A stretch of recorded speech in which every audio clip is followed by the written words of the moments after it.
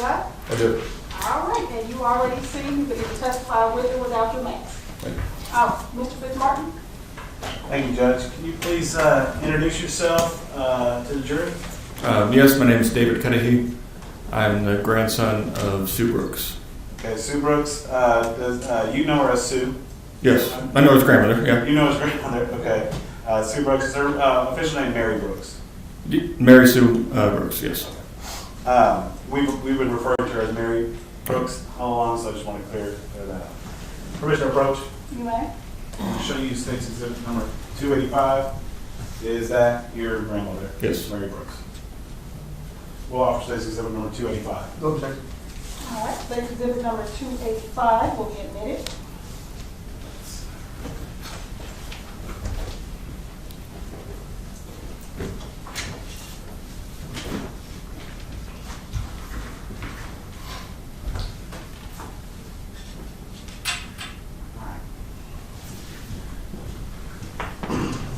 Where, back in March of 2018, where were you living?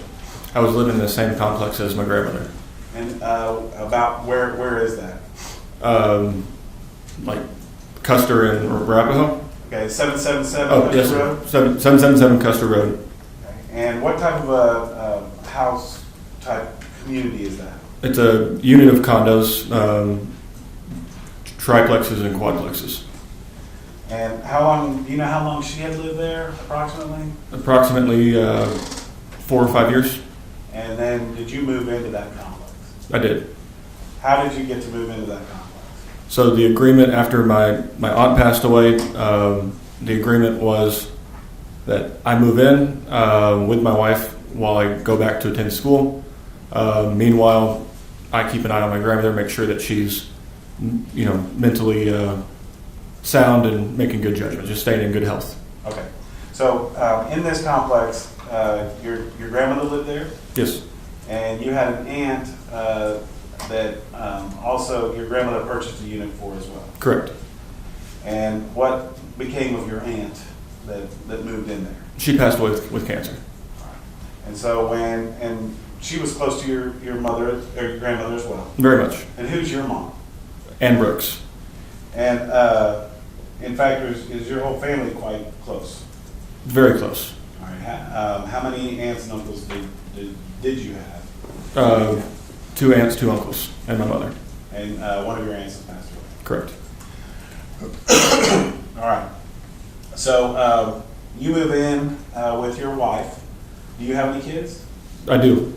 How many kids do you have? I have 2 kids, a 3-year-old and a 1-year-old.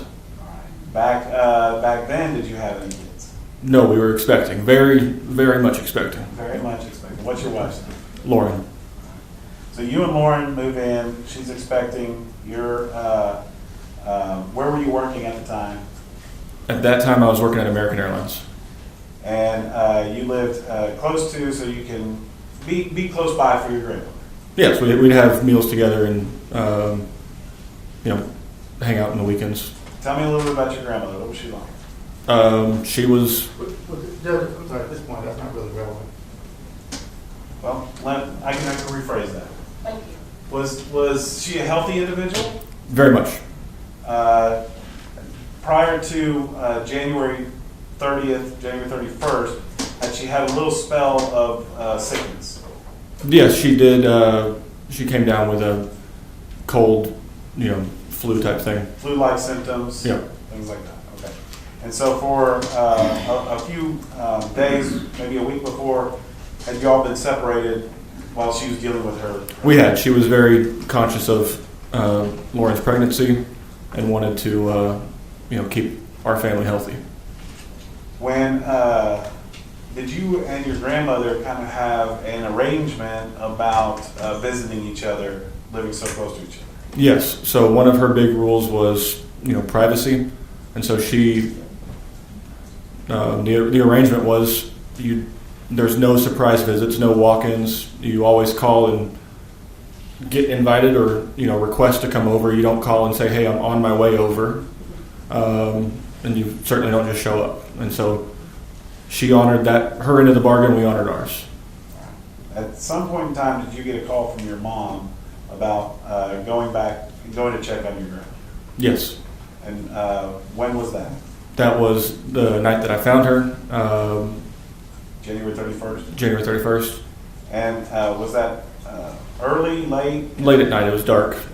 And how were you feeling about having to go and do that? I was very frustrated, very annoyed because, I know that my grandmother was healthy, and that if she wasn't answering a phone call, that she unplugged it, and she just wanted peace and quiet. So I was frustrated that at, I don't remember the exact time, but 9, 10 o'clock, that I had to walk over there and go do a wellness check. But your mom asked you to do something, and you go ahead and do it. Go ahead and do it. Okay. Permission to approach. You may.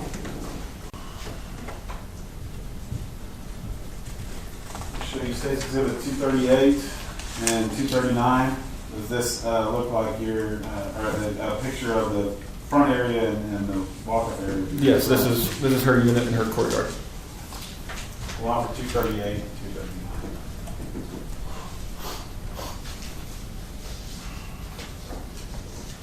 Objection, Your Honor. All right, so exhibits 238 and 239 will be admitted.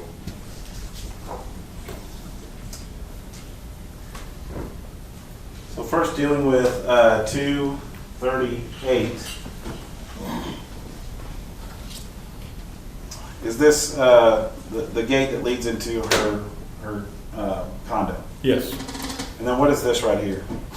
This is a carport, and which belongs to her, or belongs to the unit, and the garage next to it.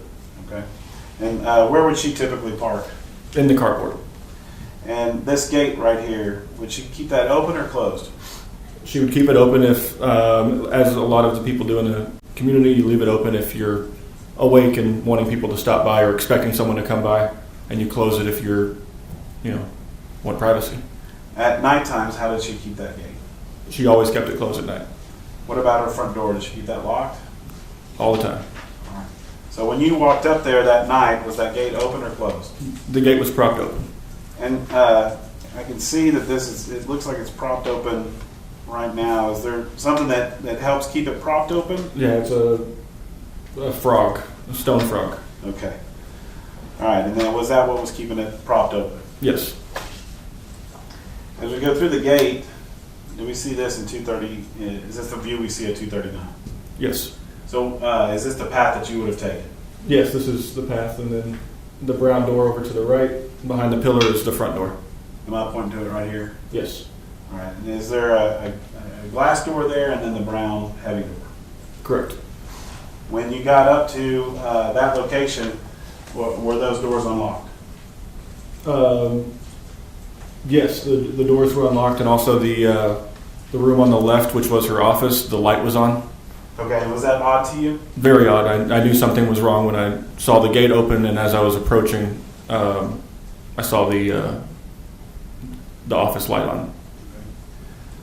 So what did you do when you got to the front? I got to the front. The glass partition was not shut all the way, which is common for a screen door. Just propped it open. I knocked on the hard wood door as I was opening to announce, say, grandmother, it's me, I'm here, and knocked a little bit, opened it up, and that's when I saw my grandmother on the floor. Where was she? She was on the floor right, just a few feet past the entrance, laying on her side, her face facing on her left side, her face facing the fireplace.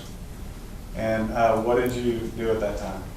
At that point in time, I tried to, I went to check on her, so I rolled her over, and as she went to her back, she let out a big amount of air kind of came out, and so I thought, oh, she might still be alive, and so I checked pulse and whatnot. Realized she wasn't, started doing CPR, also at the same time calling 911 on speakerphone. And did you get a hold of 911 and I did. And alert that? Shortly thereafter, did an officer show up and talk to you? Yes. What did he do when he got in here? They came in, they searched the house. They Or did. directly with you? Oh, they pulled me outside to the porch and Started talking to you? calm me down and calm my nerves.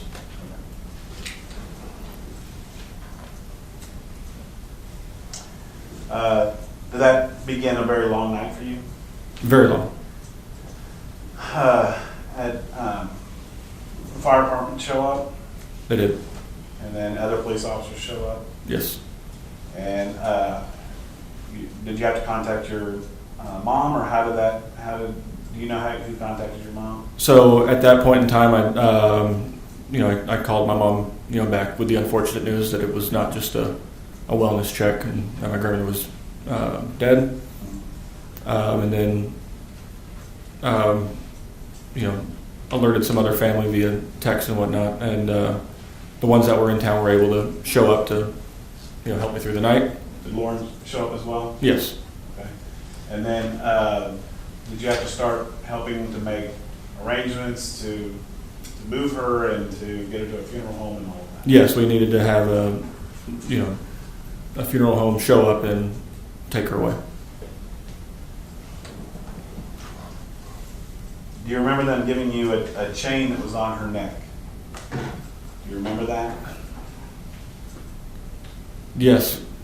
Okay.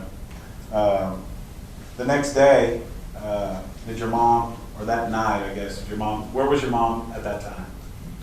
My mom was in California and she flew in on a red eye to Dallas, to Richardson. And then did she take over kind of dealing with the estate and the property and all that? Yes, she took over. Do you remember coming over the next day and talking to a police officer about missing jewelry from your grandmother? Yes.